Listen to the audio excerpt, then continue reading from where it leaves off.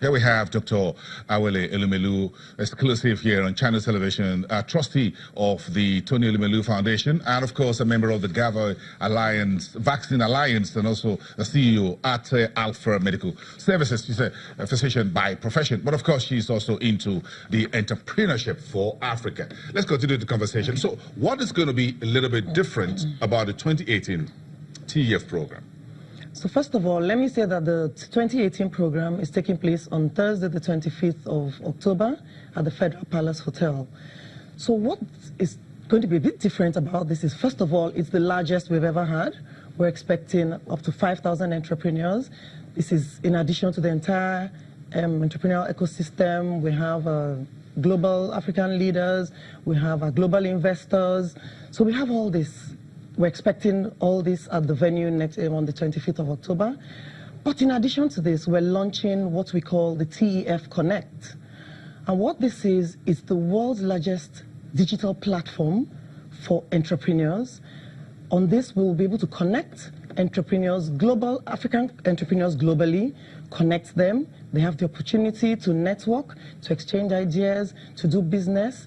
They also have the opportunity for business tools. There'll be business tools on the platform, as well as they'll be able to market their products to potential investors. And so you see this as a game changer. Opening up making the TEF Connect, for example, to folks in Australia, in Canada, wherever they are, in Europe, in Asia. And those who are in Nigeria here can sit down with them and they can connect and can share ideas and things like that. We're breaking down those physical barriers, those geographic barriers, and we're going to be able to link entrepreneurs wherever they are. Before now, those that were selected, so as I said, every year we would have 1,000 come join the cohort. But so these were the only people who were privy to this, who had access to this. But now we're deciding to open it up, because the aim at the beginning of all this was to, as our founder would say, to democratize luck, to reach as many people as possible. So for the first 3 years, it was just those 3,000. But now we're opening it up so more people have access. It still won't change the fact that the selected ones will still be the ones who will go through the whole process. There's a whole 12-week program. There's the enterprise toolkits they go through, the mentoring, the interaction with the mentors and the specialists for a period of time, as well, of course, as the funding. But what is happening now is other people are going to be able to access some of these tools and some of these opportunities to be able to connect with other entrepreneurs as well as investors. 5,000 people, is that a room for 5,001? I just it was just one wouldn't make any much difference. No, yeah, you're welcome. You're just very grab welcome. A chair just there by the door. We'll find a nice, comfortable corner for you. Thank you. I think that's enough. Thank you. So, how much have you folks achieved? I'm sure 3 years you folks have spent some hundreds of thousands of dollars down the line. So how much has gone into these entrepreneurs, and are you getting feedbacks? And what feedbacks are we getting, not just within Nigeria, but across other communities in Africa, as to what the TEF, the Tony Elumelu Foundation, has achieved? It's very important. So even starting off, we realized the importance of being able to measure and to track what we're doing. So indeed, we've been measuring for the first 3 years. Of course, the first year, they're the ones going in. The second year, there's not so much you can do. But as I said, we've done 3 years now of this. First year, did anyone believe you? You folks are moving any million? Certainly not. Certainly not. There were a lot of doubters out there. They thought this is not possible for many reasons. We feel this is not sustainable. We feel, where's the transparency? Are we sure they're doing what they say they will do? But I think it's domiciled in Nigeria. And it's domiciled in Nigeria. So we know the issue. That's a whole different. That's a whole different. That's a story for another interview for another day. But they're surprised. But now I think we have a lot of believers. We have a lot of converts. Just looking at the applications, I'll digress a bit. So in the first year we had 20,000 applications. By the second year, this grew to about 45,000 applications. The third year, we were looking at about 90,000 applications. Now, in the fourth year, we've had 151,000 applications. And I haven't even applied. And you haven't even applied, and nobody here has applied. I'm not sure. And I haven't even applied. And it's growing. And it's by no means an easy process, because the screening you go through, we have Accenture who is there to make sure things are done as they should be done. So it's a hectic process, a rigorous process, yet you have more and more people coming in because they're beginning to see that they can trust the process. The credibility, the transparency, yes, and accountability there that you folks have in the foundation and the various subsets. But again, for those that are winners or successful, as it were, how do you track what they do on the field? Exactly. Moving so on? I digressed a bit. So we've been able to, we carried out a survey of about just under 1,500 of the, since we're looking at the 3,000 who have gone through, this is just under 50% of those who have actually gone through the whole program. So we carried out a survey of 1,400 and something people. And of this, in terms of revenue, we looked at what they were doing before the program and what they're doing now. They were doing a total of about $11,000. Million dollars. Now they're doing a total of about $57 million in revenues. If we look at per annum. If we look at the jobs they've been able to create, that has grown as well. Before the program, they were employing a total of about 4,000 people. Now we looked at it after the survey, they're employing about 12,000 people. These 1,000 plus companies we were able to survey. So we're seeing that there's growth across Africa. Oh yes, we did this across Africa. As I said, we have all the African countries involved, and this survey we were able to reach people in, we have 54 African countries, but we surveyed people in 48 African countries, all different sectors. And so we're able to see that indeed the Tony Elumelu Foundation Entrepreneurship Program is having an impact. And so we're very happy. We're very happy with this. So what makes the TEF Forum unique? It's, you know, there's never been anything like this before.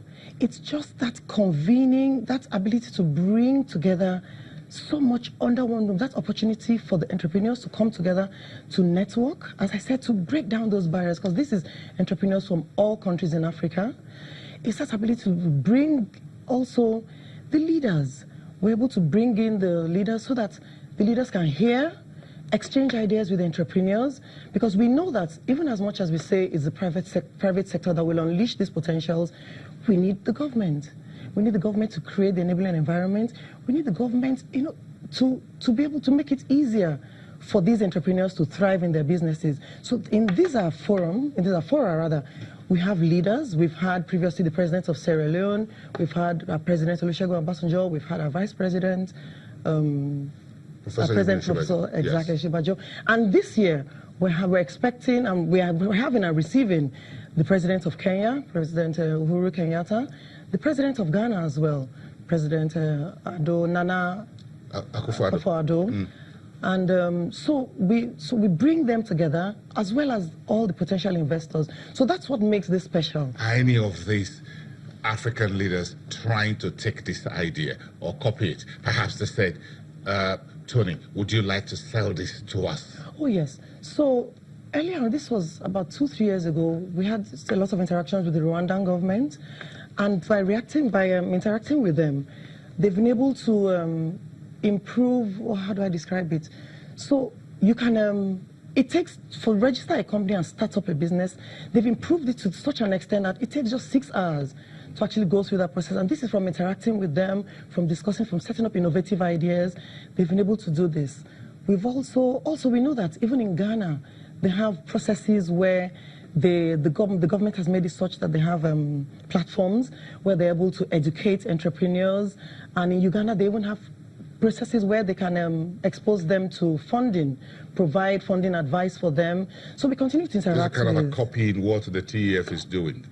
Yes, but this is also from us interacting with them, with the policymakers. Yes, exactly. In those countries. Yes, it is. It is. When I look at the footage of this forum and this entrepreneurship program, I see hundreds and thousands, and sometimes I wonder how you folks be able to put the in a Nigerian setting where organization or being organized doesn't look like a second nature. It's a major project. I wonder, how do you keep thousands of folks in one place like that successfully? I mean, I really have to commend all the staff of the foundation as well as the group.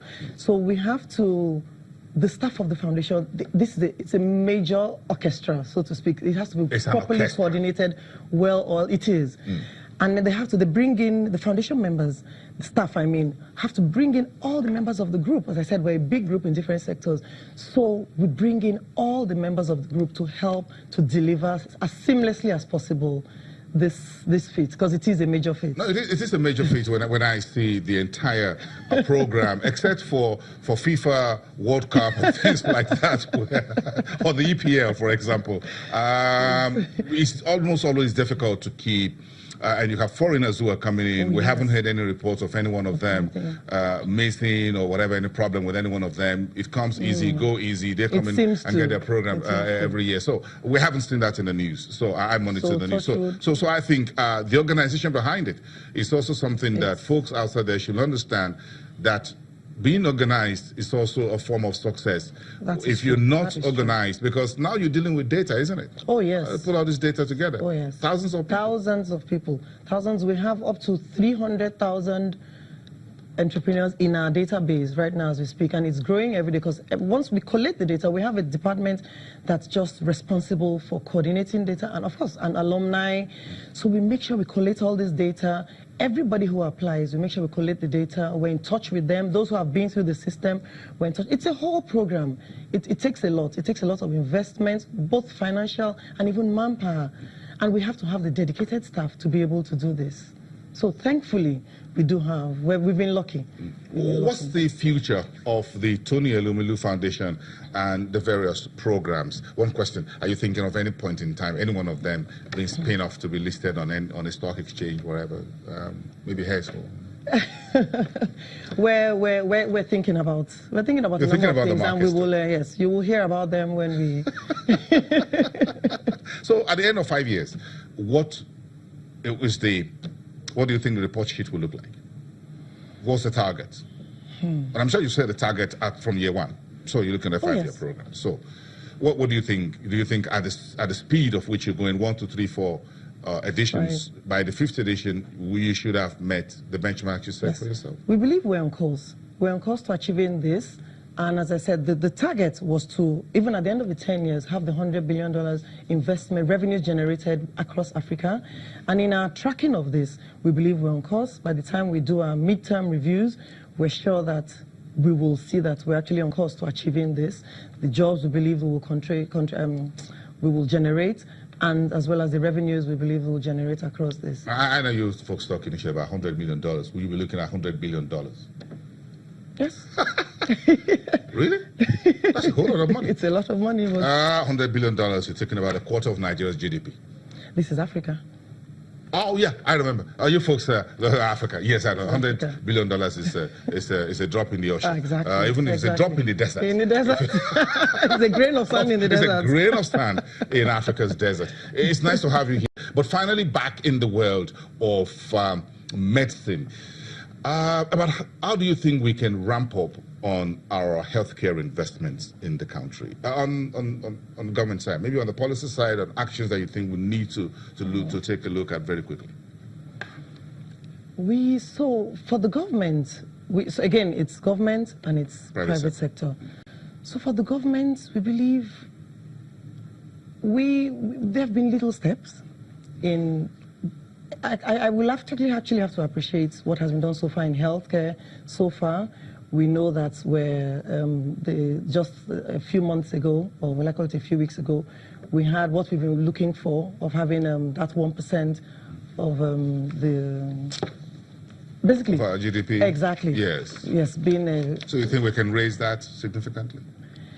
Let's take it a little at a time. We need to, because in other parts of the world, 1% is nothing. So we need to raise it, but at least let's even take what we have now. Let's put systems in place to be able to account for these monies that have been given to us in the healthcare sector. I would like to, at this point, so maybe I should talk about even the primary healthcare, because that's an area that, because of what I'm doing, I'm in touch with. So that area alone, we know that the Executive Secretary is doing some work there.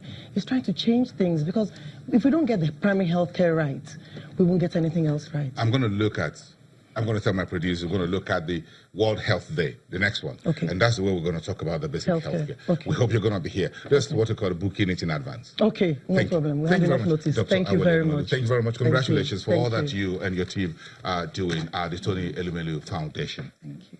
Let's take a break. We'll be right back.